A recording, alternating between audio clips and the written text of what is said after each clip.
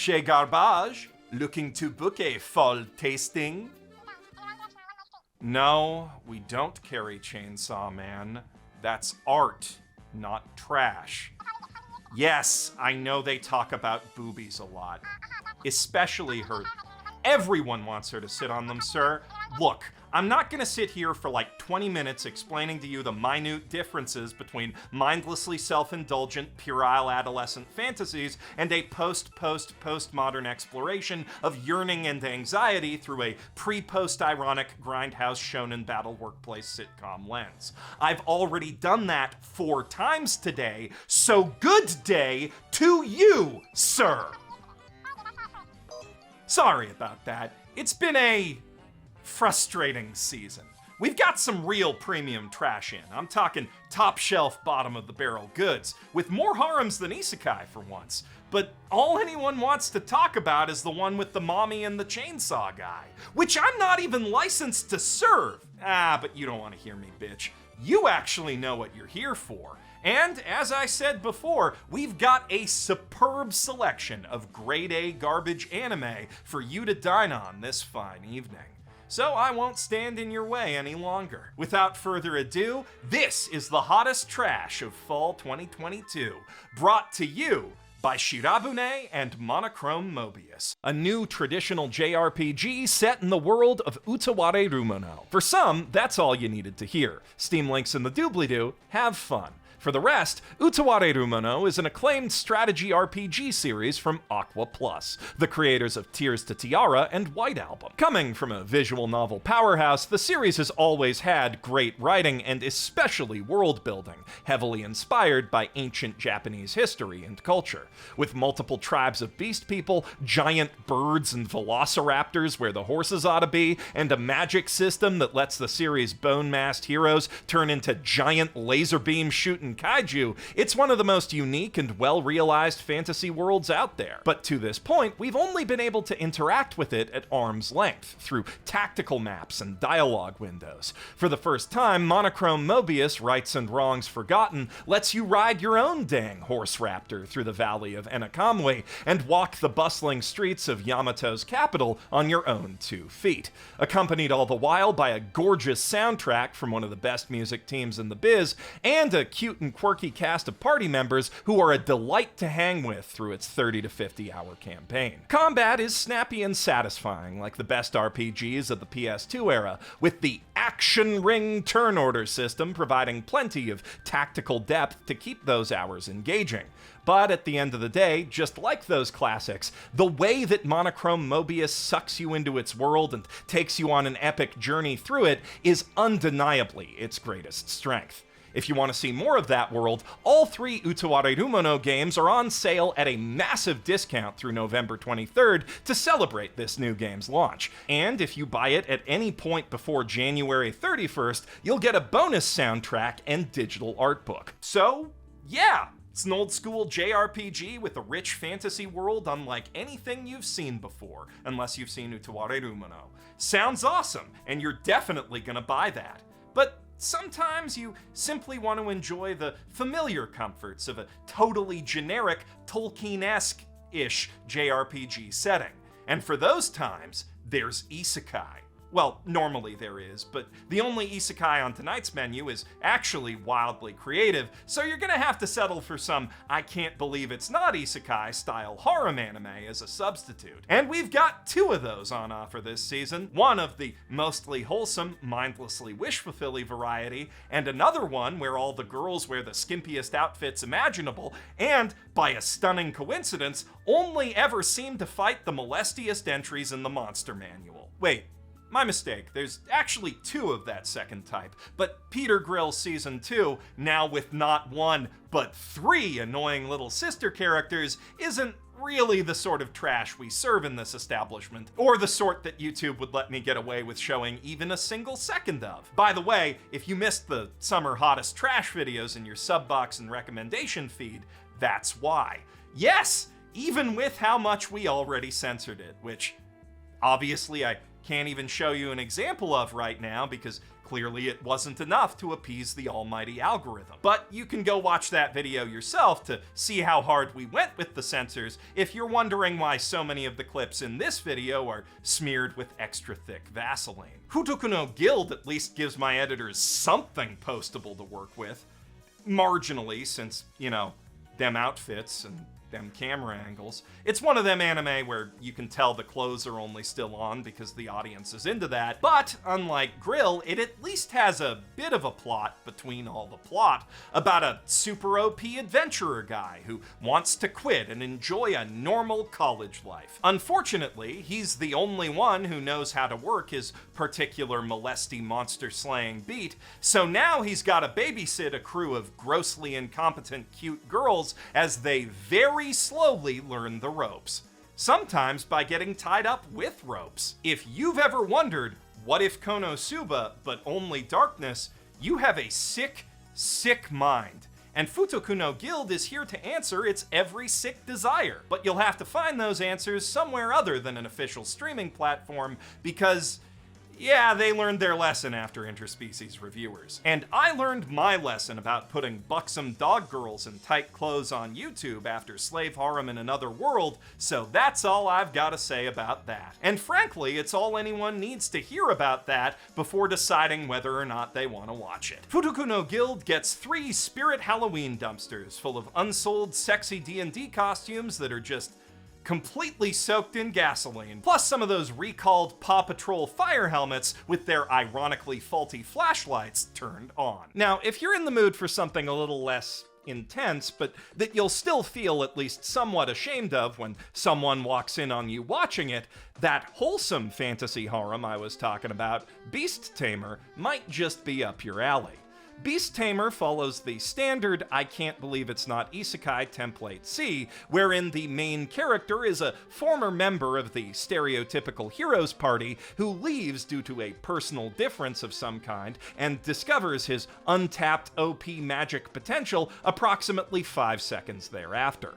The specific personal reason this time around is that the heroes party is full of jerks who only value combat ability and thus think of our pushover protag Rain as dead weight because all his beast taming powers are good for is doing Disney princess impressions, scouting any area or situation in a matter of minutes, and carrying all their supplies. So when I said they're stupid jerks, I mean they're really stupid jerks. Anyway, in the opening scene, they bully our protagonist about what a useless, underpowered dweeb he is, and kick him out on his ass with only the shirt on his back because the party earned all his equipment. Then, on his way out of the building, some local urchins run up to tell Rain what a swell and nice guy he is, and also how everyone in the community already thinks the heroes are jerks, just in case you were worrying there'd be any narrative tension around what that does to his reputation.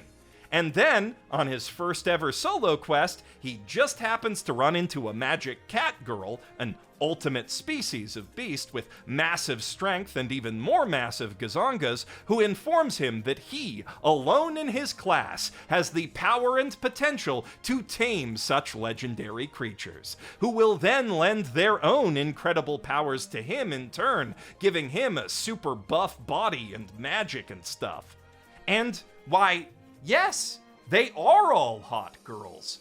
However, did you know? So, yeah, Rain immediately lands in a new party full of badass beast girl supermodels whose favorite hobby is validating him, and gets better stats than all the bullies at school in his old party, all because he's just the nicestest guy ever, plus secretly super talented and cool. And one day he'll show all the fools by killing them with kindness.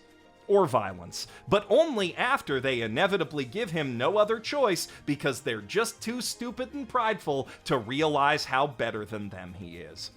Yeah, its waifus may not be that naked, but at the end of the day, Beast Tamer is still just as much of a juvenile male power fantasy as any half-baked battle harem you can name. But hey, at least it's a vaguely pro-social power fantasy with pleasant characters and a cozy, low-drama hangout vibe in the same rough ballpark as quintessential quintuplets. One guilty pleasure, hold the guilt. I award Beast Tamer one Build-A-Bear bin full of fire-retardant fluff and kitty cat plushies with a gap the exact size and shape of your body in the fetal position right in the middle of the pile. Now, there may actually be other fantasy harem anime this season. I've somehow gotten stronger when I improved my farming-related skills, at least judging from all the girls surrounding Protag-kun on the poster, but I kept falling asleep every time I tried to watch it, so we'll never know either way. At any rate, that's probably too much fantasy already anyway. I know for a lot of folks, things like magic can make it difficult to suspend your disbelief and enjoy a down-to-earth love story about an average dork and the half-dozen or so porn stars who all simultaneously decided to marry him last week. Lucky for you, we have two contemporary harems on tonight's menu as well to give you that much-needed realism. One mild and one so damn spicy it makes ghost peppers look like Tic Tacs, if I'm being honest. Though the mild one isn't actually confirmed for harem status yet, and its protag isn't really a dork per se. In fact, with grades at the top of his class, gymnastic skills good enough to go pro and dodge Truck-kun, and a ton of other talents besides, Itoki-kun might just be the most popular kid in his school. Sadly, he's too busy with cram school and daily lessons to actually do anything with that popularity, especially not when his mysteriously masked up beautiful childhood friend has been tasked by his mother with making sure he makes it to every one of those lessons on time. But when he receives a surprise romantic confession in his shoe locker, he vows that will be one precious memory of youth that he won't miss out on, no matter how hard his mom disapproves. However, in his understandable rush to do so, he forgets a key piece of age-old wisdom. If a girl you just met invites you back to her room on the first date, you're definitely not the only boy who's been there. And some of them might still be there, in ninja gear, waiting to assassinate you.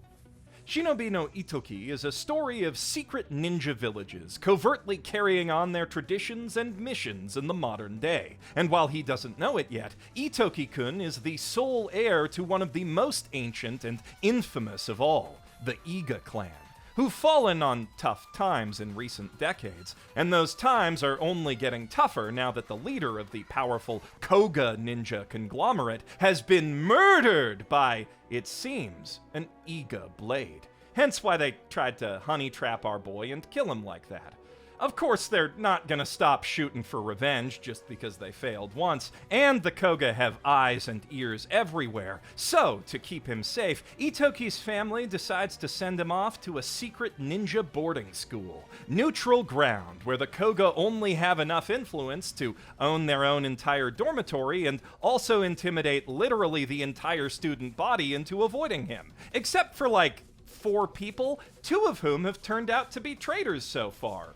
Also, the Koga students have tried to kill him and nearly succeeded every episode since he got there. So, yeah, great plan, team! Of course, we all know the real reason for sending Know-Nothing Ninja Harry to Ninja Hogwarts isn't really to protect him from ninja Death Eaters, but rather to, 1, surround him with a Kirito-style non-committal pseudo-harem of hot ninja high school girls, and 2, dump several consecutive assloads of exposition on him, and by proxy the audience, about the profoundly generic ninja core technology that powers all the Ghost-in-the-Shell gadgets they use in the action scenes, as well as the finer world-building details of secret ninja village society, the secret ninja government bureaucracy that oversees it, ninja laws and the ninja cops who enforce them, the broader ninja economy, ninja supply chains, and ninja accounting.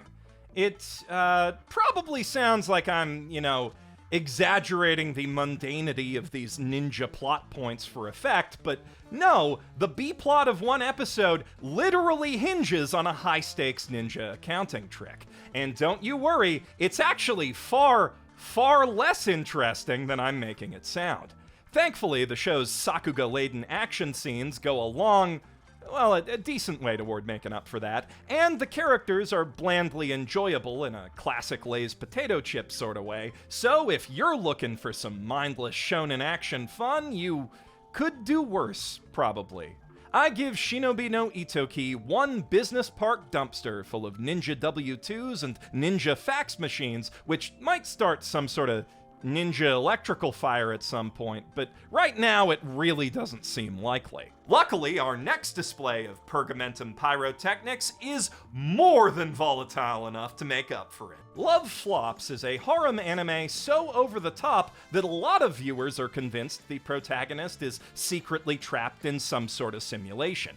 I mean, how else do you explain him bumping into a girl with toast in her mouth so hard he knocks her panties off, then getting sleep molested and beat up by a sexy stranger on the subway, then having a third unrelated girl fall on him ass first on the way down the station steps, then stumbling across a bra that was stolen from another girl by a malfunctioning custodial robot that thinks she's trash, and then inadvertently saving a fifth cutie from a stray dog in heat by distracting it with his own enticingly humpable rump, all in the space of one morning commute. Then, of course, all of those girls turn out to be his new classmates, except the train molester.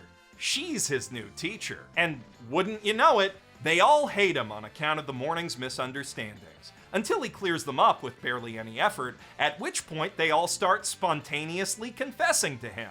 Starting with Toast Girl, the only Japanese one, whose heartfelt declaration of love is punctuated by a majestic gust of wind kicking up the cherry blossoms scattered around them, her skirt, and the panties she dropped in that order. So he ends up thinking she's confessing to, something else. And each subsequent attempted confession from the other suitors only further convinces him that they're all crazy. But they'll have plenty of time to leave a better second impression, because it also turns out that all of his colorful, multicultural new classmates are also his new roommates, whom he's now got to pick one of to marry on the orders of his dad, who is, of course, out of the country on an extended business trip, but that didn't stop him from adding a new wing to the house in the time that the main character was out. Also, one of those cuties, Ilya, is actually a petite Russian boy who just looks like a cute girl, on account of dad believing that there's no need for Protag-kun to limit himself based on gender,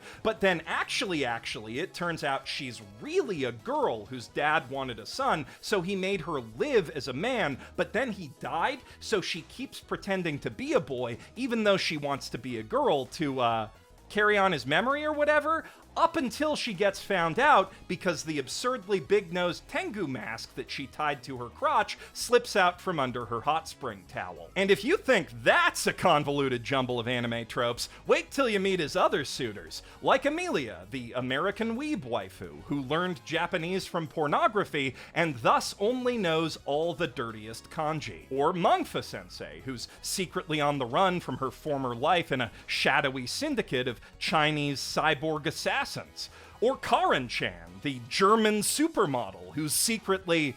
well, it'd be no fun if I spoiled every twist. This is one of those anime comedies that aims to leave you thinking, wow, I can't believe they went there by the end of every episode. And that's not always a good thing. Honestly, could have done without the bit where Protag-kun develops PTSD from being into unconsciousness by a golden retriever, but if you and the crew are in need of some new anime drinking game fodder, it doesn't get much more anime drinking game than this. Love Flops is nothing less than a full-blown 5-alarm dumpster fire. I'd say it's the most fun you can have watching trash this season, but that would be a lie. Because this fall has also given us not one, but two prime examples of certified premium grade A garbage. That is, anime which is both unapologetically trashy on purpose and unironically good on purpose.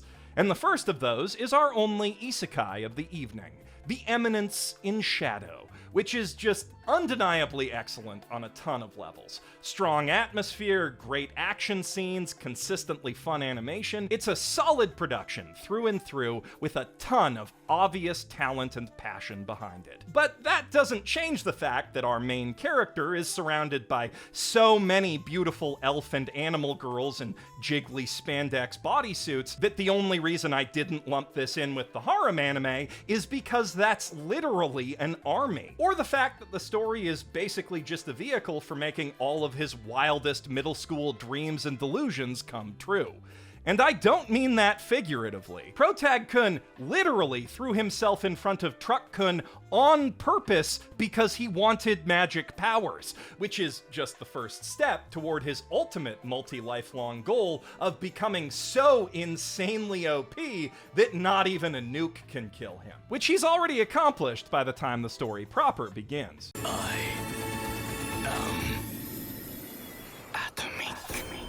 But that, too, is just another stepping stone toward his ultimate goal of becoming not an anime superhero, but rather the apparent anime background character who's actually the all-powerful leader of a secret society of anime anti-heroes who protect the world from the true threat lurking behind the curtain. A conspiracy that manipulates good and bad guys alike to its own sinister ends. Which doesn't really exist, of course. That would be way too convenient. He's just playing pretend that all the regular bandits he's beaten up in his new world are secretly connected to a plot to resurrect the Demon King with the blood of the hero's descendants or whatever. Or so he thinks. In reality, every last random detail that Sid made up about the Cult of Diablos, including its name, is 100% accurate. They really do control the governments of every major kingdom from the shadows, and his organization, Shadow Garden, really is the last thing standing between them and complete global saturation. The only point he got wrong is that the girls they're kidnapping and experimenting on have demon blood, not hero blood, but that doesn't make them any less effective as an army of sexy magic ninjas once he's recruited them. So all of Sid's chuny delusions have come true, and he's the only one who doesn't know it. What a great comedic premise. But that premise, too, is just a stepping stone toward a series of increasingly insane and unpredictable plot escalations that you need to see to believe. There is nothing I love more than watching a talented team of animators take goofy, self-indulgent concepts like this to their logical extreme, and boy howdy, this anime delivers on that. I give The Eminence in Shadow 3 golden garbage cans full of Haruhi fanfics and bottle rockets, with a flaming Truck-kun on a direct collision course. The last item on tonight's menu is another you might recognize from the ones to watch: Akiba Maid War, a title that promises so much, attached to an anime that delivers even more. Here's the premise. The year is 1999, and the maid cafes of Akihabara are all secretly run by several cabals of nerdy gangsters, the otakuza, if you will, who, in addition to working the maids over for protection money and stuff like that, also expect them to lay down their very lives for the tacky animal-themed brand. Each episode starts with our heroines, the scrappy, by and large incompetent staff of the Oinky Doink Cafe, exploring some aspect or another of this dark and twisted maid cafe underworld, usually while sending up an iconic anime like Kaiji or Ashita no Joe. And each one ends with a glorious explosion of gratuitous cartoon violence, always executed with the unmatched style and panache of a team that simultaneously gives no fucks and all of the fucks. If you want to watch ridiculous people die in ridiculous ways for even more ridiculous reasons, wait, what do I mean if? We're anime fans. That's what we live for. And Akiba Maid War will give you life like nothing else this year. Not even that one with the mommy and the chainsaw guy. I give Akiba Maid War 4 golden dumpsters full of enough ammunition to kill every bull elephant and enough maid cafe flyer kindling to ensure it all goes off once the surprisingly kawaii Molotov cocktails that are arcing toward it in slow motion make contact. With that, we've reached the end of tonight's selection, but I do have one more treat for you, if you're interested. Vazrock the Animation is not the sort of anime I'd typically even mention in one of these videos, in part because I have zero interest in male idol stuff, but in much larger part because I have even less interest in business meetings, which is what the anime is actually about. It's so boring I couldn't even make it more than 10 minutes in. However, in those 10 minutes, I did learn that one of the two idol brands that those meetings are about is called Vazzy, which, due to the unique quirks of Japanese phonetics, is pronounced Vaggy, which in turn, of course, means that the title of this anime is, in fact, Vajrock. And I have nothing else to say about Vajrock, really. I just felt it was important to share this information with the world. The information about Vajrock, that is, and how it's called Vajrock. Tell your friends. Okay, with that, we've really reached the end. I do hope that you've enjoyed your meal and that your dessert was just peachy. I'm Geoff Thew, trash sommelier extraordinaire, taking one last excuse to say Vajrock. Vajrock.